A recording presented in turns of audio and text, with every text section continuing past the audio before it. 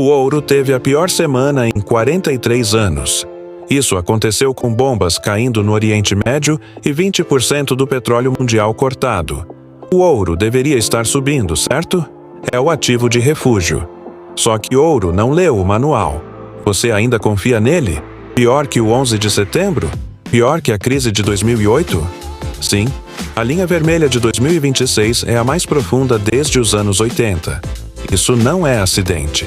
É um padrão que Wall Street e os países do Golfo Pérsico já usaram antes.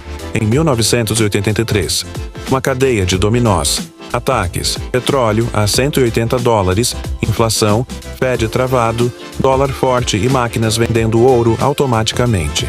Investidores comuns são triturados. Uma espiral da morte onde o preço cai, o ETF vende e o dinheiro muda de bolso. O Ocidente vende papel em pânico. O Oriente compra metal com paciência. Quando a poeira baixar, quem vai ter o ouro de verdade? O ouro teve a pior semana em 43 anos. A pior desde 1983.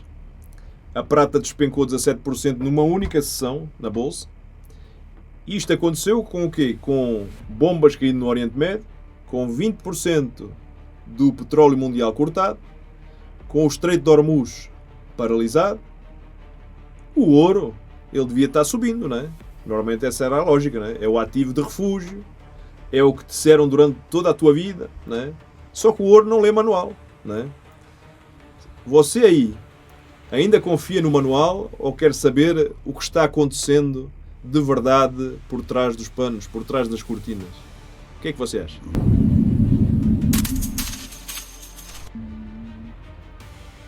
Calma. Silêncio. A pior semana desde 1983. Pior do que 11 de setembro. Pior do que a crise de 2008. Pior do que em qualquer guerra dos últimos 40 anos. Exatamente. Aí deu mesmo. Pior do que tudo isso, não é? E se nós observarmos os gráficos, não é? A linha vermelha da semana passada é a mais profunda que esse mercado viu desde que Ronald Reagan estava na Casa Branca. Isto está acontecendo durante uma guerra real, com mísseis reais, com navios parados de verdade, tudo real, não é? Então, tudo que nos contar sobre o ouro como Porto Seguro é mentira? Ou tem alguma coisa muito maior acontecendo por baixo? Dos panos. Está escondido. É. Tem, parece que sim. E envolve o quê? Envolve a guerra, envolve o petróleo, a alavancagem, algoritmos e o tal padrão que o Wall Street já usou antes e que os países do Golfo Pérsico também já usaram antes. Em 1983, por exemplo, exatamente esse tal mesmo padrão, peça por peça, como sempre. Não é? Então, isso não é um acidente. Não, isso é uma cadeia de, vamos dizer, de dominós, não é? E nós vamos derrubar um por um enquanto você assiste, não é? Assim pensamos. E assim esperamos, não é? Obviamente. Não é? Ou seja, primeiro dominó, o que é? É ataques militares que atingem o Irã. Depois o Irã revida ou retalia. O Estreito de Hormuz é interrompido, o tráfego de petroleiros cai praticamente a zero e tudo parado. Tá, tudo bem. Isso aí é a parte que todo mundo já sabe. Segundo dominó, 20% do suprimento global de petróleo é cortado. O petróleo dispara para perto dos $100. O Goldman Sachs projeta que pode ir até 180. É o maior choque de oferta de energia ou commodity desde a década de 70. Tá, e o que isso tem a ver com o ouro? Terceiro dominó. Aí tá. Né? O petróleo, o caro, significa o quê? Gasolina cara, comida cara, fertilizante caro, plástico caro, farmacêutico caro, né? Tudo é petróleo. Né? O que estava melhorando? A inflação, dizem eles, né? O que a inflação faz com o petróleo quando o petróleo explode? Ela volta. É. Mas volta com força, né? E o Fed ia cortar juros, não vai mais. E aqui né? no Brasil também. Em todo lugar estava cortando. Tal, Quarto dominó. O Fed está completamente preso. aquela promessa de cortar os juros, como tu disseste, Já ficou como na um saudade. maníaco para aquecer a A economia, economia já ficou na saudade. já morreu. O Fed está segurando. Agora projeta até um corte. Tem gente em Wall Street que está esperando aumento. O Banco Central Europeu já falou em subir juros por causa da inflação causada por este mesmo problema do petróleo. Não é? Aí eles entram naquela mesmice, né? Então, se o juro sobe, o crédito fica mais caro e aí nós vamos pro vinagre de novo. Vamos para o quinto dominó. Não é? As taxas de juro dos títulos do governo americano sobem. O rendimento dos bonds, dos Treasury Bonds, de 10 anos, disparam. E quando você aí ganhar 4,5% ao ano, num título sem risco, do governo americano, para que é que você vai segurar o ouro? Não é? Que não paga juro, que não paga dividendo, que não paga nada, como dizia o Warren Buffett, não é? Aí o dinheiro vai para os bonds, né? Né? E para comprar bonds americanos, você precisa de quê? Dólar. Não é? Então o dólar sobe. E o ouro é cotado em dólar também. Então o dólar forte é um ouro fraco. E esse é o quinto dominó. E aí a coisa ficou esquisita. Não é? E até aqui, Até aqui faz sentido. Mas isso deveria causar uma queda gradual. Não a pior numa semana e 43 anos. isso porque falta o sexto dominó. Hum. E esse é que é o que destrói tudo. Então tá bom, manda ele. As máquinas. As máquinas. Que máquina? O sexto dominó são as máquinas. Tá, moedor de ouro, então? que diabo é isso? São as máquinas. Os algoritmos. São os algoritmos dos hedge funds. Aqueles fundinhos que eles criaram. As cabecinhas pensadoras lá do Wall Street e companhia. Né? Máquinas que operam com base em regras pré-programadas. Eles não sabem que tem uma guerra, meu. As maquinetas não sabem. Eles não se importam com o porto seguro. Eles veem juros de bonds subindo, veem dólar subindo e despejam ouro. Bilhões em ouro, não é? De papel. De papel, que são vendidos automaticamente, sem qualquer intervenção humana, sem reflexão, sem piedade. No mercy, não é?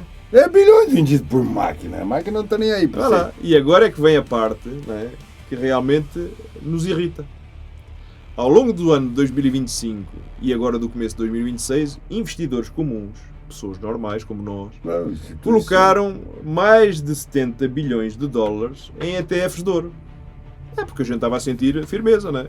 70 bilhões e uma parte enorme disso em ETFs até muito alavancados. 2 vezes, 3 vezes. Aqueles que dão 2 ou 3 vezes o movimento diário. Então era uma maravilha, pá, estava subindo, estava grosso, pá. O aumento era impressionante, não é? O ouro sobe e está tudo certo, né? Então, é maravilhoso. Não é? O ouro, por exemplo, sobe-se 2%, você ganha com a alavancagem até 6%. Tá. E você se sente um gênio, não é? Mas esses produtos têm uma característica que a maioria dos investidores não entendem. Eles rebalanceiam diariamente. Aí quando o preço do ouro cai, o STF é obrigado a vender. E não tem escolha. Não é? É matemática pura. E quando ele vende, não é? o preço cai mais. E muito mais. Não é? E quando o preço cai mais, vem a tal chamada de margem. Não é? A call de margem. Não é? Tá, e quando vem a margem, o investidor vende. E quando o investidor vende, o ETF vende mais ouro. Não é? E aí o preço cai mais. E o preço cai mais. E mais margem. E mais venda. Não é? Tá uma espiral de morte. É uma espiral da morte. E esse impacto agora é o dobro, não é, do que era há um ano. Os mesmos produtos que ajudaram o investidor comum a surfar aquela onda, o ouro de até 3.500, depois 4.000 e por aí vai, se tornaram a bola da demolição, que esmagou o preço de volta. O mesmo veículo que levou ao topo é aquele que vai jogar muitos investidores do penhasco. Bom, mas daí fica difícil. Porque enquanto o seu investidor comum comprava, as instituições vendiam. O Wall Street vendia, por exemplo. Eu vou-te dar o nome do padrão. É chamado o moedor do ouro. Falei dele.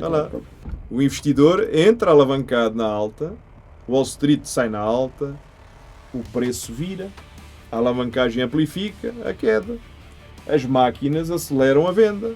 A margem força mais liquidação. E o investidor comum é triturado. Vai lá, do penhasco. O dinheiro não desaparece. Ele muda de bolso. Vai lá. O varejo compra no topo. E a instituição vende no topo. E o varejo é que é liquidado. Na queda. Vai lá. Interessante. E aí é que o Wall Street recompra lá embaixo. Parece alguém que eu conheço, né? O meu querido Buffett, né? Com desconto. Sempre com desconto. E de quem? Teu? Do investidor pequenininho, do comum, né? É ou não é? Você mencionou 1983. O que aconteceu em 1983? Em fevereiro de 83, né, o ouro sofreu uma das piores quedas semanais em muitas décadas. Era muito parecido até com o que acabámos de ver esta semana. Não é? E o motivo não foi a crise financeira naquela altura. Não foi o banco quebrando. Não, foi uma coisa muito específica. Países produtores de petróleo no Oriente Médio que estavam vendendo ouro naquela altura. Vendendo ouro por quê, Cacilda? Contexto. Mas que contexto? Em 1983, o mundo estava, vamos dizer entre aspas, nadando de braçada em petróleo. Depois dos choques de preço dos anos 70, todo o mundo correu para encontrar petróleo novo. Não é? Aí foi o Mar do Norte. O Mar do Norte entrou em produção, o Alasca acelerou, Brasil, o Egito, a Índia, a Malásia, todo o mundo começou a produzir. As importações americanas de petróleo caíram significativamente. E o que é que aconteceu com esses países da OPEP? O que é que você acha? Não é? Normalmente, perder mercado. Exatamente. Ou seja, a participação de mercado deles desmoronou completamente. Não é? Então eles não conseguiam mais controlar mais o preço. E o que as nações ricas em petróleo fazem quando a receita do petróleo ela começa a secar? Eles começam a vender ativos, não é? E qual é o ativo que todo o país do Golfo guarda em quantidades colossais? Ouro, não é? Eles venderam ouro para levantar caixa, não é? Para financiar governo, para manter a paridade cambial do dólar. E essa venda inundou o mercado e derrubou o preço, não é? Esse tal crash de 1983, não é? Mas você está dizendo que está acontecendo a mesma coisa agora? O mecanismo é idêntico, não é? O mecanismo, o gatilho é que é invertido, não é? Enquanto em 1983 os Estados do Golfo não conseguiam vender petróleo a um preço alto, o suficiente por causa do excesso de oferta, não é? Em 2026 os preços do petróleo já estão altíssimos, não é? Mas os Estados do Golfo não conseguem vender fisicamente o petróleo, porque o caminho está bloqueado, o estreito, por exemplo, o estreito de Hormuz está interrompido, não é? Então, mas aí o preço alto é alto, tá? Mas eles não conseguem escoar. É isso que você quer dizer? Sim, porque o petróleo continua parado nos tanques dos petroleiros, não é? Os tanques estão cheios, estão sendo bombardeados. A Arábia Saudita e o Kuwait já começaram a cortar a produção porque não têm onde armazenar, não é? Então não podem bombear petróleo do solo. Porquê? Porque o armazenamento está completamente lotado, não é? Então a receita caiu completamente. E os governos, eles precisam sempre dessa receita. É ou não é? Então, a não ser que você seja os Estados Unidos, que simplesmente imprime papel. Exatamente. Como o Brasil, por exemplo, não é? E aqui entra o detalhe que a maioria das pessoas não percebe, não é? Quase todos os países do Golfo, a Arábia Saudita, o Qatar, o Bahrein, o Kuwait, não é? O Oman, não é? Atrelam a moeda deles ao dólar americano. E essa tal paridade de moeda exige reservas em dólar. Normalmente essas reservas são repostas facilmente porque eles vendem petróleo, não é? E recebem em dólar, sempre, não é? Mas quando a receita do petróleo para, o que é que acontece? Aí eles precisam de dólar. Vai lá. Ou seja, aí complica. Para defender a moeda, para financiar os megaprojetos, para manter o sistema bancário com solvência, não é? para pagar até os mísseis que os defendem dos drones, não é? Precisam de dólar, não é? E o que você faz quando precisa de dólares e não pode vender petróleo? Vende ativos. Tem que vender outras coisas, não é? E neste caso tem que vender o que eles armazenaram, que é ouro, não é? A Arábia Saudita, segundo a gente leu, tem 323 toneladas de ouro em reserva. O Qatar acho que tem mais de 115 toneladas. Mas... Baús enormes de guerras, não é? E quando esses países vendem, o mercado ele ressente. Sente, né? Porque mesma coisa que em 83, então, né?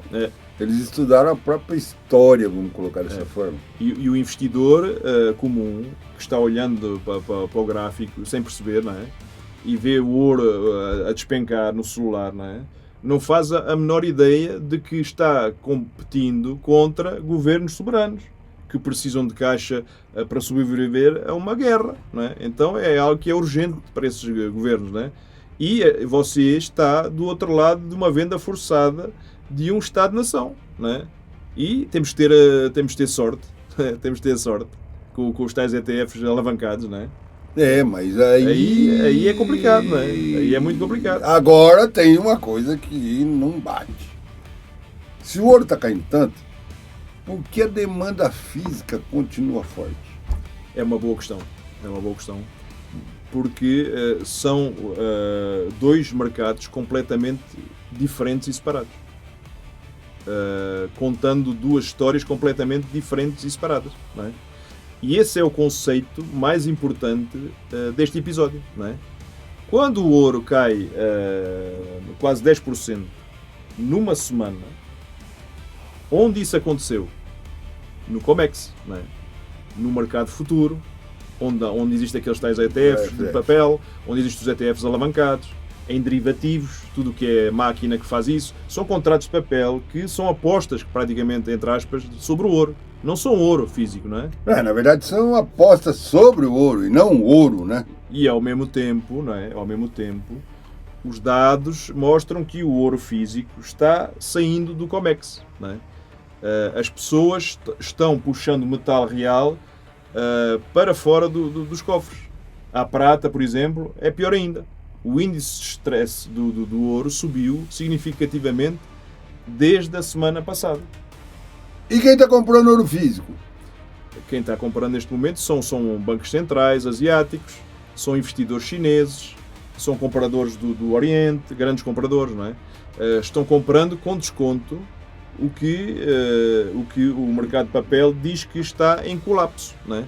O mercado de papel diz que o ouro está quebrando, enquanto o mercado físico diz que o ouro está em liquidação. Então está quebrando os dois. E que os compradores inteligentes, não é, estão enchendo e aproveitando para encher os cofres, não é? Então, são dois mercados com duas narrativas opostas. E o que aprendemos com várias décadas por análise dos bancos de investimento é o seguinte: quando o mercado de papel e o mercado físico divergem desta forma, você aí tem que prestar muita atenção no físico. O papel ele pode ser sempre manipulado. O físico é muito mais difícil, não é? Muito mais difícil. O papel pode mentir, o metal nunca mente, praticamente. Xangai ainda paga prêmio pelo ouro. Paga. Enquanto Nova York, Wall Street liquida neste momento em pânico, não é? Xangai paga mais caro para receber o físico, o metal físico. Isso diz que quem está em pânico e quem está acumulando fortemente, não é? O Ocidente vende papel em pânico. O Oriente compra metal com paciência. E quando a poeira baixar, não é? Quem vai ter o ouro de verdade? Quem é que você acha? Não é quem tinha os tais ETFs de papel, não é? Os alavancados, não é? Não é? Aí é brabo, né? Porque aí há muita divergência entre as duas versões, né? Entre as duas narrativas, né? E aí entra naquela história, né? Para quem está tentando entender o que vem a seguir, o que a gente observa. A gente observa dois números, né? A gente observa dois números. Só dois, né? A gente vai ter que esquecer as manchetes, vamos ter que esquecer os títulos dos jornais, esquecer o tal comentarista financeiro do mercado financeiro na TV. Dois números. Primeiro é o quê? O DXY, não é? O índice do dólar, se está acima dos 100, é ruim para o ouro, porque o dólar forte pressiona o ouro para baixar, não é? Se cai abaixo dos 97, 96, o ambiente melhora significativamente, não é? E o segundo? O segundo é o rendimento do título de 10 anos do governo americano, não é? O Treasury Bond de 10 anos.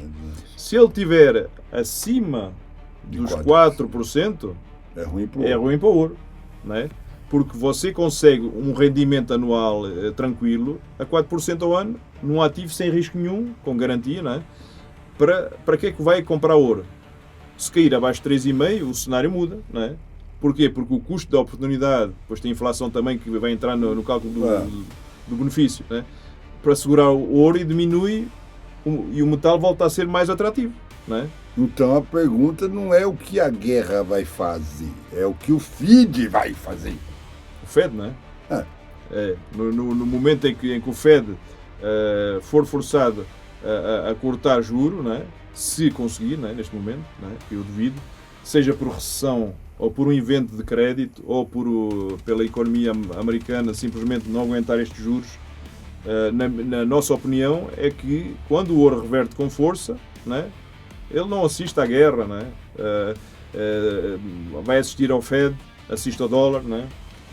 E os maiores detentores do ouro do mundo, os bancos centrais, eles vão vendendo em pânico. Sim, eles vão vendendo em pânico, não é? Não tem outra alternativa, não é? Porque quando o ouro cai a 9% numa semana, não é?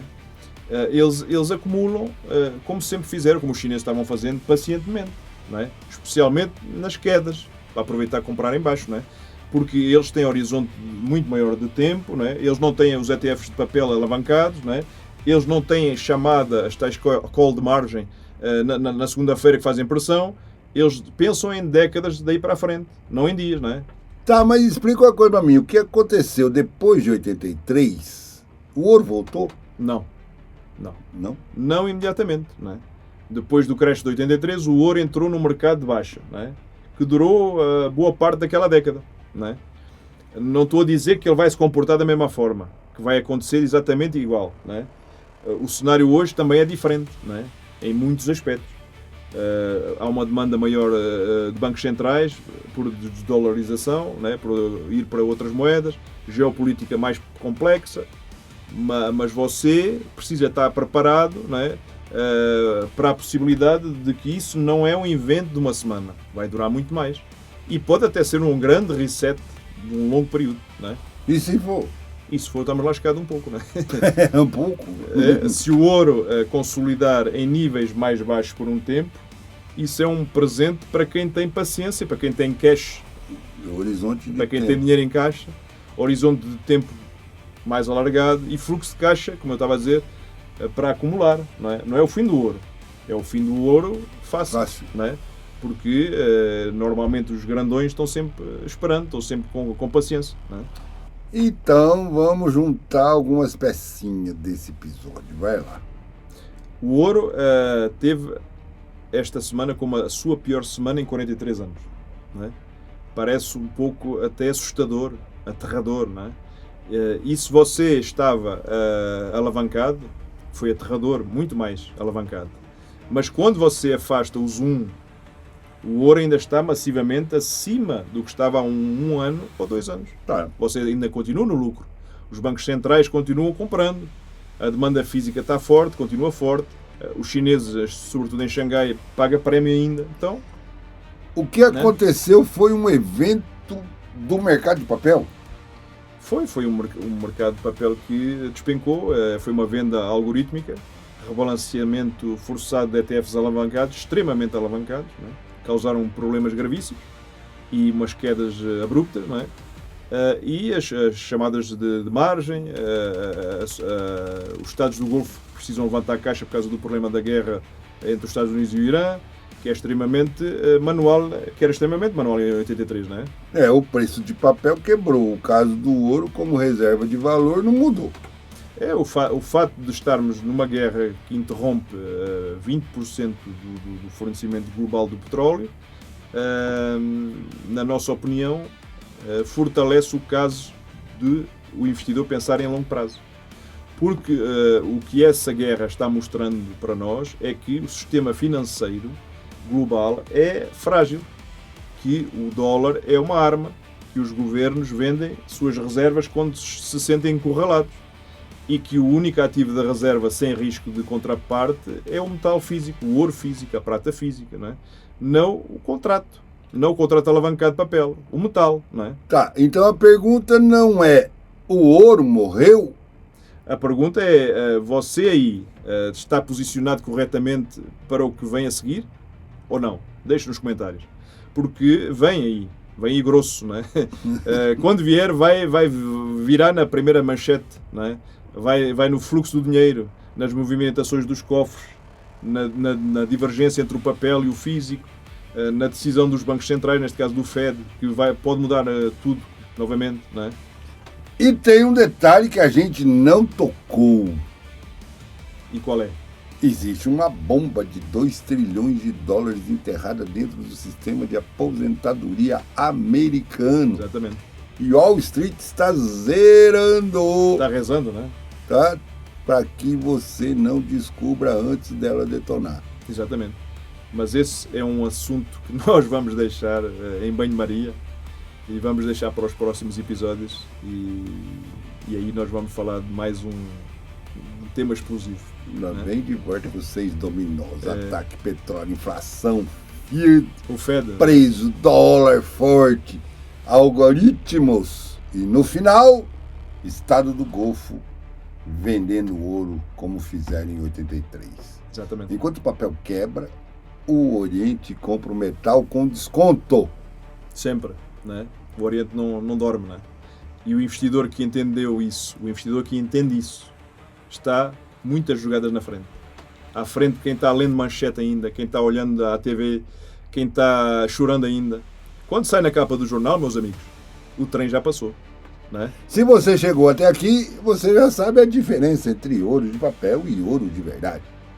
E isso te coloca numa posição que 99% das pessoas não tem. O like aqui não é gostei, é eu vi a divergência. E a inscrição não é quero vídeos, ou não quero só vídeos, né? É eu escolhi olhar para onde o dinheiro vai, não para onde a manchete, para onde o jornal, para onde a televisão aponta. E o compartilhamento é você dizendo eu quero mais gente olhando para aqueles tais dominós antes que eles caiam, não é? Papo de bunker. Onde o papel mente e o metal ele só grita e fala mesmo, não é? Próximo episódio vem por aí. Olha lá, nós já citamos uma bomba dentro do sistema de algum lugar aí que vocês já viram. E por que o Wall Street reza para que você não descubra. E até lá, fiquem sempre ligados, sempre acordados. E se tiverem ouro, confiram se ele é de verdade, se não é de papel. Né? E nos vemos no próximo episódio. Até lá, se inscreva, nos dê força. Estamos quase chegando lá, nos dê esse apoio. Ajuda nós a não morrer. Olha lá. E nos vemos no próximo episódio. Se inscreve, compartilha, comenta, troca ideia com o povo e senta o dedo no like. Pra quê? Pro algoritmo entender que o que nós estamos falando é sério. E espalhar mais. Senta o dedo no like.